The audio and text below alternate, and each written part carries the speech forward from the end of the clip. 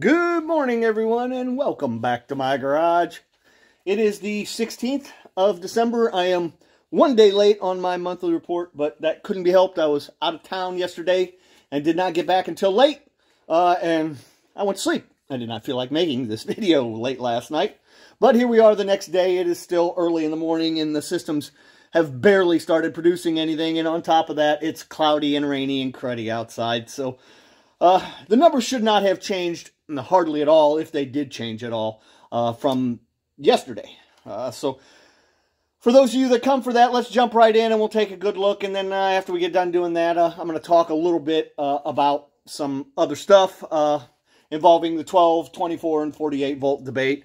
And then I'm going to get out of here and probably after I get done doing that, make another video to discuss the 12, 24, or 48 volt stuff at length. So if you're watching this one within a day, maybe later on this afternoon, I'm going to probably be dropping another video if you're interested in hearing my opinions on why 12 volt is superior if you're trying to save yourself some money. There's plenty of opinions out there, and if you want some, just take a good look in my comments section on some of my videos. They're all over the place. Some people say, go 48. Some people say, go 24. I say if you're looking to do this as cheaply as possible and still get effective results, 12 volt is the only way to go. So, all right, well, let's jump in and take a look at the numbers here. We're going to hop over here to the 30 amp system, which is this one. It's got 410 watts worth of panels up there on the roof. We're going to scroll through here. The load is 71.7, as it always is, because there is nothing hooked up to that terminal.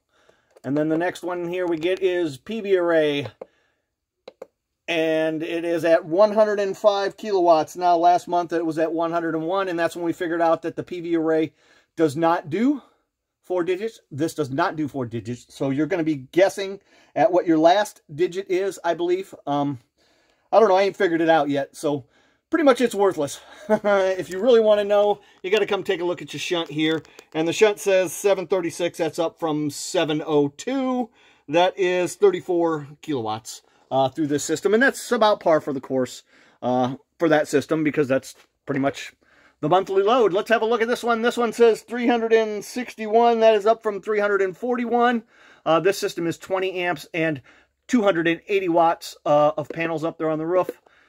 And PV array we just did. The load is the other one on this one that we look at. And where is it? There it is, 98.6 up from 89.9. So the load is 8.7. And the reason that is more than it normally is because I extend the hours on which the lights are on outside. I like it to, since it gets dark so early now with daylight savings time, I like it to be on a little bit later at night. So I changed them around since I have the extra battery capacity. And the other number we look at here is the 255 here on the shunt, and that is up from 247. So we put 8 kilowatts through the shunt here, and most of that is battery, or I'm sorry, most of that is refrigerator, and some of that is charging these 2 flooded lead acid batteries down here that handle the 12 volt lighting in the room here. Those are leftovers from a bygone era. So I keep them around to run the lights in here because what am I going to do with them? Throw them out? They still hold enough power to keep the lights on for days, especially if you're using 12 volt lighting. They don't draw that much, so why not? Well, that's it for the numbers. For those of you that stopped in to hear about 12 volt, 24 volt, and 48 volt, what I'm going to say in this video, and not in the video that's coming up here, the next one I release, but in this video is, for those of you that say 48 volts is the way to go, it is, and I'll agree with you, if you have unlimited funds.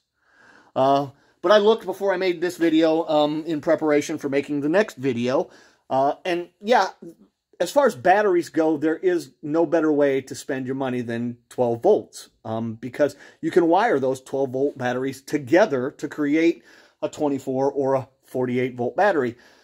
And cost per kilowatt, the 12 volt battery cannot be beat. That's all I'm going to say about that on this video. But if you look real close, these were $425 a piece. And I will venture to say that before the year is over, you're probably going to see them somewhere around $400 a piece. And maybe not. I could be wrong, but $425 a piece is dirt cheap for a 12-volt, 200 amp hour, 200 amp BMS battery. Dirt cheap. All right, well, that's it, everybody. Have a good day and a better tomorrow. Keep your eyes peeled and check out that next video that's coming out. And for those of you that are still here and have not liked or subscribed, please do so. I'd like to grow this channel. I want to get the word out that these systems are viable for backup power. Both of them, even this one, as a standalone system, is viable for backup power. Heck, it runs my refrigerator here. So, all right, everybody, have a good day and a better tomorrow. See you.